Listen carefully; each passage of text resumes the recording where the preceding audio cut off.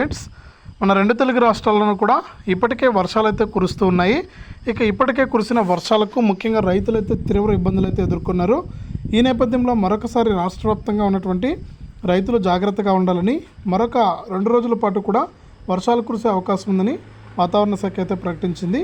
ఆ వివరాలన్నీ కూడా మనం ఇప్పుడే వీడియోలోకి అయితే వెళ్ళి తెలుసుకుందాం. ముందుగా వీడియోను లైక్ చేసేయండి, తెలిసిన వాళ్ళందరికీ కూడా షేర్ చేయండి.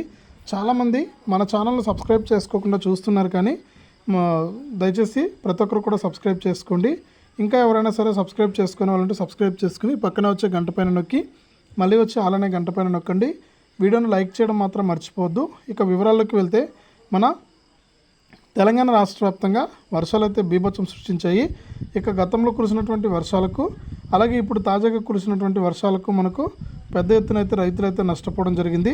ఈ నేపథ్యంలో రైతులకు సంబంధించి మరొకసారి జాగ్రత్తగా ఉండాలని తెలంగాణ రాష్ట్ర వ్యాప్తంగా హైదరాబాద్తో పాటు మరికొన్ని జిల్లాల్లో అక్కడక్కడ కూడా తేలికపాటి నుంచి మోస్తరు వర్షాలు కురుస్తాయని తెలంగాణ ప్రభుత్వము, తెలంగాణ హైదరాబాద్ వాతావరణ శాఖ అయితే తెలియజేసింది.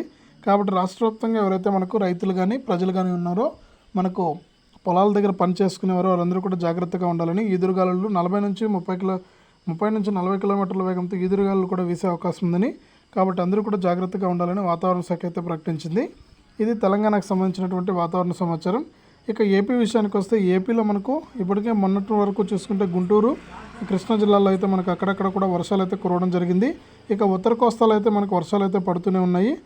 దీంతోపాటు మనకు రాష్ట్ర వ్యాప్తంగా ఎవరైతే మనకు రైతులు ఉన్నారో వారందరూ కూడా అప్రమత్తంగా ఉండాలని ఏపీ